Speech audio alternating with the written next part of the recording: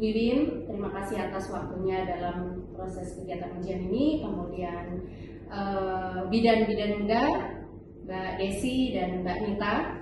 Jadi hari ini kita akan melaksanakan kegiatan ujian praktek dengan SOKA ya, dengan SOKA. Jadi kita sudah sepakati kemarin bahwa 5 materi ujian kita hari ini, yaitu di ujian praktek dengan stase aspek patologis, ada persalinan dengan distosia bahu, kala 2 lama, kemudian atonia uteri, presentasi sungsang, dan robekan serviks.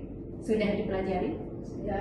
Baik, kalau memang sudah dipelajari, nanti masing-masing mahasiswa akan mendapatkan 1 jenis kasus dari penguji. Yang ujian pertama, baik, ya Desi ya. Baik, untuk Mbak Bidan Muda Nita bisa meninggalkan ruangan.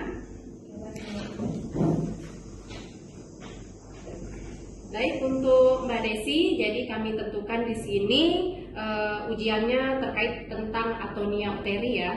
Jadi silakan diambil kasusnya, nanti dikembangkan dan kami berikan waktu untuk mengembangkan kasus selama maksimal 20 menit. Kemudian nanti akan dilanjutkan dengan presentasi. Silakan. Terima kasih, Bu.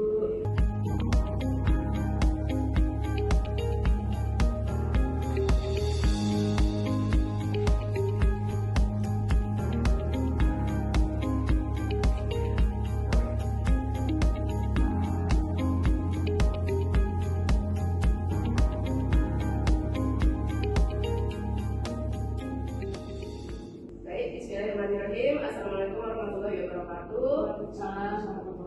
Sebelumnya saya ingin mengucapkan terima kasih banyak kepada pembimbing lahan dan pembimbing pendidikan yang telah memberikan kesempatan kepada saya untuk mempresentasikan kasus saya pada siang hari ini, yaitu kasus pidana pada nyonya A di Patu Kala 4 dengan atonia uteri di ruang bersalin Rumah Sakit Awet Muda Mataram oleh Desi Fitria Susilawati, Prodi Pendidikan Profesi Kebidanan UMW Mataram. Next. Identifikasi dan ringkasan kasus nyonya A postpartum 20 menit mengalami perdarahan berlanjut dengan uterus lembek, tanda vital tidak stabil, mengarah pada atonia uteri. Masalah utamanya perdarahan postpartum dini akibat atonia uteri. Kemudian ketiga, membuat pathway kasus-kasus. Next. Pathway-nya fase selama fase aktif memanjang adalah fase yang lebih panjang dari 12 jam dengan pembukaan serviks kurang dari 1,2 cm per jam pada primipara.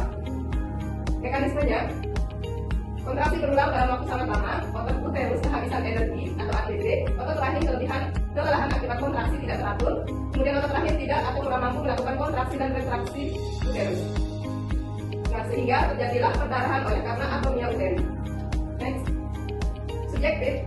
Pertama, identitas. Nama nyonya A, usia 25 tahun, pendidikan S1 agama Islam, pekerjaan guru, suku Sasak, alamat Narmada. Kemudian keluhannya ingin melahirkan 20 menit lalu, merasa lemah. Riwayat rujukan puskesmas oleh karena infarksi fase aktif memanjang. Next. Objektif, pasien tampak pucat dan gelisah, tekanan darah 90/60 mm Ayasa, nadi 112 kali per menit, frekuensi nafas 24 kali per menit, perdarahan lebih kurang 450 ml dan masih berlanjut. Uterus lembek, tidak berkontraksi dengan baik, kandung tumit teraba penuh. Analisa P1A0H1 infarksi kala 4 dengan atonia uteri. Masalahnya perdarahan postpartum dini akibat atonia uteri. Dia merasa potensial shock hipovolemik. Next. Penata laksanaan pertama, masa sekunus uteri segera sesudah plasenta lahir maksimal 15 detik. Jika kontraksi rahimnya tidak ada, dilakukan evaluasi pembuahan darah atau selaput keluar, kemudian evaluasi kandung kemih atau penuh. Lakukan kalau dia kandung kemihnya penuh, dilakukan kateterisasi. Kemudian kalau kontraksi rahim masih tidak ada, dilakukan kompresi bimanual interna atau KBI maksimal 5 menit. Kemudian kita tim melakukan suntikan metil ergometrin 0,2 mg per IM dan pasang input RL 20 intra-unit oksitosin. Buyut, kalau dia sudah terjadi kontraksi rahim, lanjutkan dengan KBI 2 menit sampai 2 menit. Kemudian observasi kala 4 secara ketat. Demikian Ibu presentasi dari kami, dari saya, lebih kurangnya mohon dimaafkan. Wabillahi taufiq wal hidayah. Assalamualaikum warahmatullahi wabarakatuh. Ya, baik Mbak Desi, tadi sudah cukup bagus ya presentasi untuk kasus atonianya. Boleh sekarang dibuka dulu pathway di kasusnya yang tadi sudah ditampilkan. Iya Ibu. Nah ya, tadi saya lihat ada evaluasi kandung kemih ya. Jadi saya pengen tahu nih seberapa jauh pemahaman dari Mbak Desinya untuk bagaimana si kandung kemih itu bisa mempengaruhi perdarahan dalam persalinan, sehingga memang pada saat penata laksanaan untuk atoniannya itu sangat perlu sekali untuk mengevaluasi kandung kemihnya. Bisa dijelaskan mungkin ada hubungan antara kondisi kandung kemih dengan perdarahan postpartum? Jadi begini Bu, ketika terjadi kandung kemih yang penuh, jadi kandung kemih yang penuh tersebut nanti dia bisa menekan rahim, menekan sehingga fungsi dari rahim tersebut untuk berkontraksi jadi tidak maksimal. Nah, sehingga itulah pemicu kenapa terjadinya perdarahan karena kandung kemih yang penuh. Nanti pada saat kita melakukan evaluasi, kalau ditahu kandung kemihnya kosong, kita lakukan pengosongan kandung kemih dengan jalan kateterisasi. Untuk apa? Tujuannya untuk mempertahankan kontraksi dari rahim tersebut, Ibu.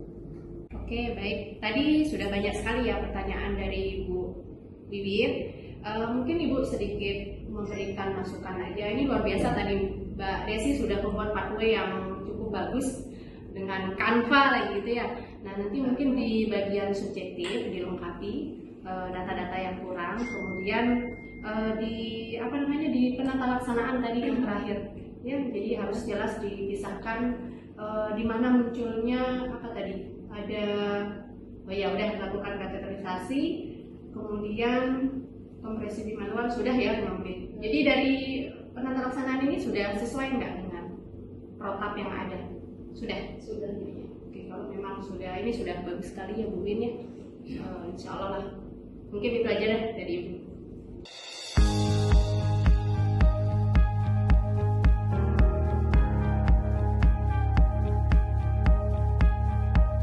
Ya, demikianlah role play dari kelompok